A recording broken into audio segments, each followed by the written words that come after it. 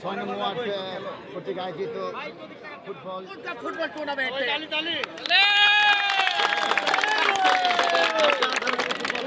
নেতৃত্ব অনুষ্ঠানে একটি বিশাল মিছিল president Ziaur Rahman gold cup football ছয় নং ওয়ার্ড বিএনপির সাবেক সাধারণ সম্পাদক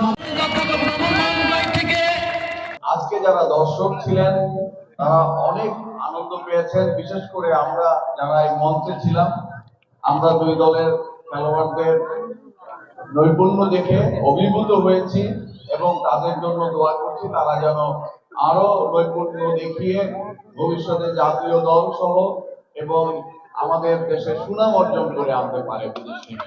আমরা সেই প্রত্যাশা করি। আজকে আমরা দেখতে পাচ্ছি যে সমাজে এই যে প্রতিযোগিতাগুলো অনেকটা কমে গেছে।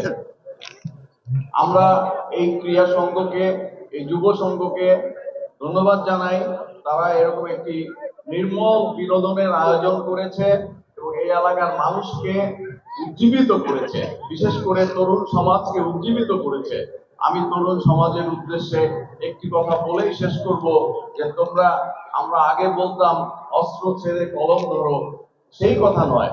আমি এখন বলবো যে তোমরা মাদকের চেয়েও ভয়াবহ এই যে সেলফোনের যে এডিকশন, নেশা, এটা থেকে বেরিয়ে আসো।